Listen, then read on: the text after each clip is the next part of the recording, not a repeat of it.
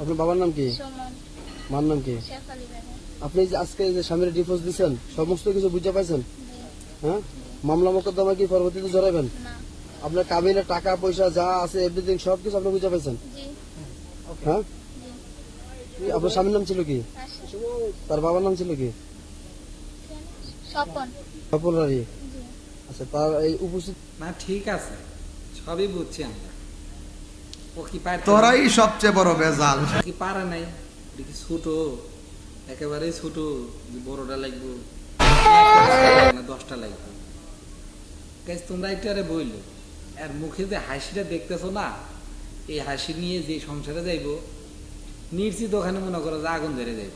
আর এমন আগুন ধরবো ম্যাচ লাগবো না, বিনা ম্যাচে মনে করো যে আগুনে সব তাড়ানামা করে হালাইবে। আর যে পুরুষ এরা নিব মনটা কয় না যে একটুও কষ্টে থাকবো, কারণ কষ্টের মাঝে ও ডুবে থাকবো।